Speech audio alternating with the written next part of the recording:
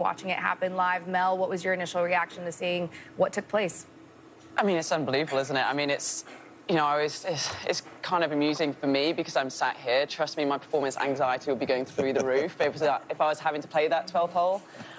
I mean, it's just, we knew it was going to be a tough hole anyway. I mean, that front right pin is just nasty. I think the USGA have done the girls a bit dirty there, but I did not expect to see that from Nelly. I don't think anybody did, but the thing is as well on that 12th hole, it's almost, because it's such carnage out there and it's so dramatic, it's almost had a bit of a backup as well. So not only are you still on the tee waiting to hit your tee shot, you're actually watching the carnage unfold in front of you as well. Yeah, lots of anticipation for what could be, and then that plays an entire mental game in itself. Beth Ann, for you, to see the world #1 go out and have that happen so early, what does that mean for the overall story for the championship? Well, it certainly felt like a lot of air just was sucked out of the room. I mean, I can't think of a time that a player this dominant coming into a major championship has almost essentially bowed out this early after 3 holes. I mean, it's going to be an incredibly tough road for Nelly Korda to get back into this thing, you know, make the cut, I think would be the first order of business.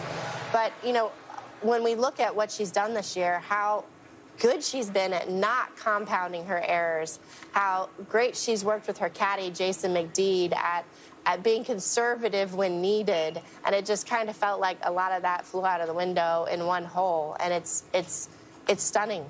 Well, it's officially a U.S. Open, isn't it, when you have that kind of chaos. But, you know, they didn't cordon that hole off and keep everybody from playing it the last 3 days. They could have known and foreseen. I mean, one walk down there, and you see how the front of that green is shaved off, and you thought, I took a walk down there. I was like, I don't really know where you hit it here, but I know where you don't hit it, which is the front part of that green.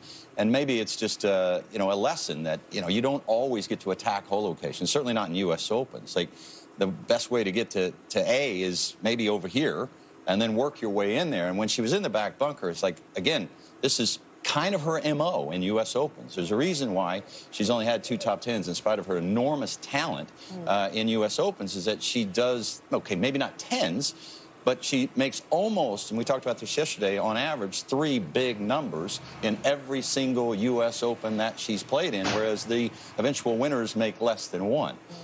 So, you know, not compounding your errors is a big part. Mel, you hit that at the top of the show yesterday, not compounding your errors in a U.S. Open. So, you know, one mistake to another mistake. Oh, well, we saw what happened with her on 12, but let's get to the rest of her round and see how things have played out for Nelly Korda. Now, she started on the back on the par 4 10th. This was her putt for par.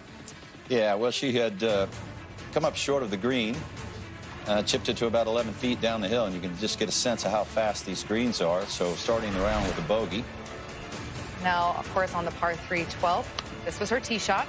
Yeah, I mean, obviously the one place you don't want to hit it is short in the water, but they kind of overcompensated here, and 1 club too many, I'm afraid, in that back bunker. And then from that back bunker... Yeah, I mean, she's not alone here. I mean, there's been other players, left bunker, left of the green, pitch it into the water. You know, it's just so counterintuitive to get back there and think, okay, 20 feet above the hole here is a good shot, because you don't dare run the risk of doing what she did. Now her 4th from the fairway. Yeah, I think she was trying to play a little bump and run there, trying to be a little bit cute, and, you know, she got penalised for it. I don't know why she didn't just, like we said, just hit it kind of past the pin and take a 6, but here she goes again, trying to play the exact same shot, and unfortunately the same result. She takes another drop in the fairway, and at this point, Randall, what's going through her head? Oh, look, you know, when you're as good as she is, and she's obviously pitched the ball beautifully, you know, you look at that and you think, yeah, I can just nip a little pitch in there just short of the hole, skip it up 4 or 5 feet, and move on. But, you know, there's such a penalty there for a 1-yard mistake. So, you know, it's tough to sit there and think 15 feet above the hole is all I need here to eliminate the risk and take your double bogey and move on. So the 10, she's added a bogey at the 15th, a bogey at the 17th. She's currently playing the 18th hole. If she pars, she's on for 45. So here she is making the mistake at the 15th.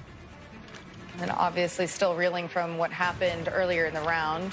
Miss it with bogey, drops to 9 over after the 15th, and just taking an overall look at the scorecard. Of course, she started with the bogey, then The catastrophe on 12, another bogey on 15, and bogey on 17 as well. So certainly a difficult day so far in the opening round of the U.S. Women's Open for Nelly Korda. And, you know, when we speak about the struggles that somebody has early on in a round like that, you know, what does she bounce back from this? What's going through her mind in order to try to even right the ship?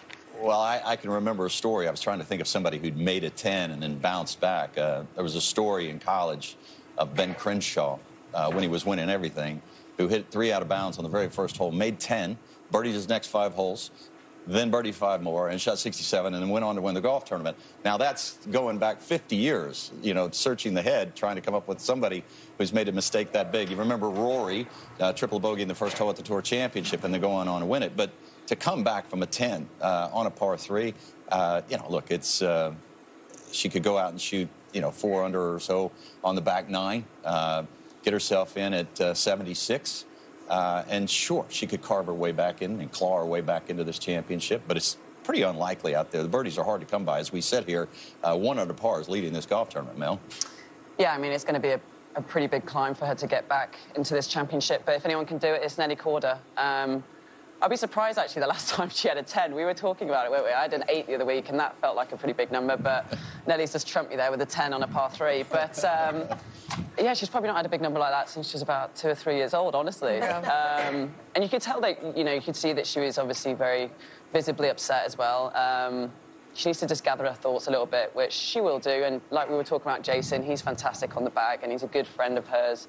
Just kind of bring her back in her own little space, and look, you've got a whole new, fresh back 9. Let's try and get some birdies out there, and let's see what we can do.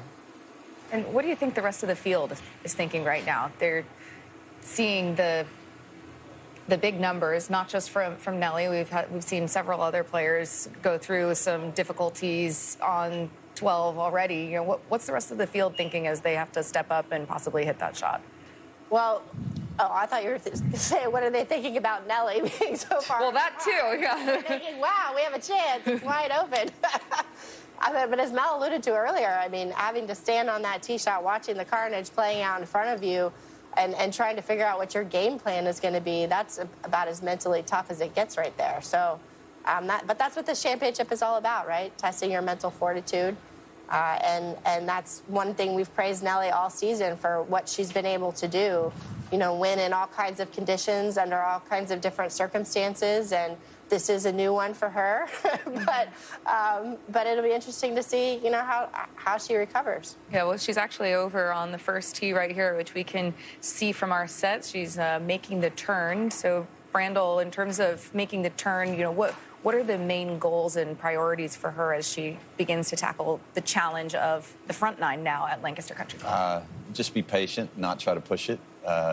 You know, get out there and get back to playing good golf. It was 1 hole, really. I mean, other than that, she's turning in 3 over par. There's, again, it's a very difficult golf course. Nelly called it a beast. The #1 player in the world called it a beast yesterday. So, you know, just get back to hitting good golf shots. Okay. Be patient and try and look. I mean, it would be a marvelous story if she clawed her way back into this. It would be an astounding story. It would add to her legacy. But what is the field thinking? They're thinking, let's tiptoe through a few holes out there. Again, you know, there's 2, 3, 4 holes out there that you just sort of tiptoe around and then wait until you get the right yardage or you get a par 5. But there's only 2 of them out there. So it's just a sort of a precursor of what we're going to see this week. Well, speaking of tiptoeing around 12, we're going to have to see how some of these players go ahead and attack that. Let's take a closer look at 12, Brandel, as we see how players are going to, as you said, tiptoe through this. Yeah, I mean, you can play as long as 181 yards. You know, they added a little bit of length to it since 2015. You know, it's about a club and a half playing down the hill, but the green plays considerably smaller than what you see right there. That first third of that green, really, the whole location's 6 on. And I thought, well, if you hit it 6 on, it will still come back in the water. Obviously, there's a flat spot there on the right. They used that whole location or something like that, I believe, Saturday in 2015. But anywhere the back of those, the back of that green or off the back of that green, and try to make your 4. Mel actually said it's not a bad play to play up short of the water. Yeah, I actually thought I saw Gabby Lopez do it earlier, but Yeah, I mean, this is Charlie as well, you know, fellow Englishwoman. She hit in the water here, made double. Yeah, and then Lydia Ko on the par 3 12, again, her tee shot. Yeah, I mean, this one just goes way left, so it doesn't end up in the water. But from there, you know, she's got a tough chip. She actually chipped it in the bunker where Jin Young Ko is and then made double bogey. Jin Young Ko hits it in the bunker, and this one's going to slip off the front of the green. And she'll eventually go on to make a triple. Yeah, drops her to 3 over. So some of the biggest names of the game really struggling on 12. Alana Uriel, her tee shot. Yeah, again, I mean, that wind as well is gusting up to 20 miles an hour. I mean, this is not the kind of tee shot that you want to hit when it's gusting into 20 miles an hour. She hits it short on the water here, and she would also make another double bogey.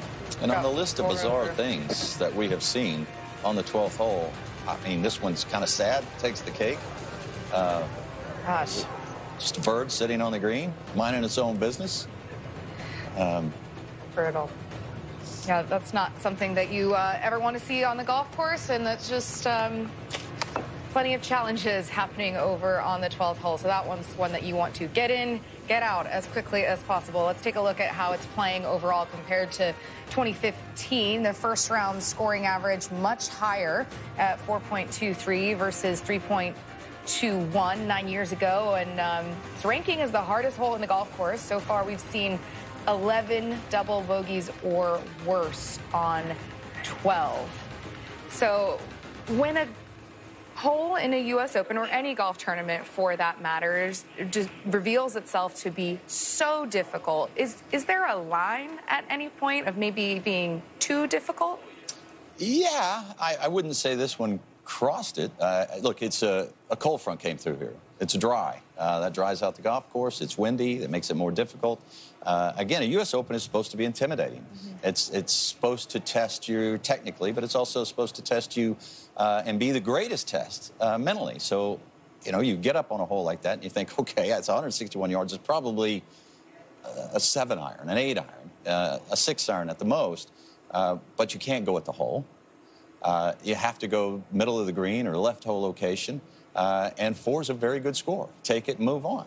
And it's almost weird. For me, if I was playing in the afternoon, it's almost an advantage kind of seeing all this unfold because you can see how difficult the golf course is playing. So you almost play a little bit more conservative.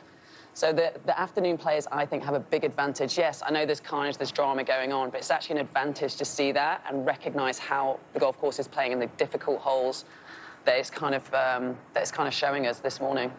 And, you know, I know a lot of the players in this field went back and looked at 2015, the telecast, to sort of get a sense of how this golf course is playing. And so if you do go back, and if you did go back, you know, it shouldn't come as any surprise that the 12th hole is being so problematic, because it certainly was in 2015, not to the degree, but we'll take a look at Uribe. This is her path to a 9 off the back of the green in a similar spot to where Nelly Korda was, but not in the bunker. She went a couple times into the water,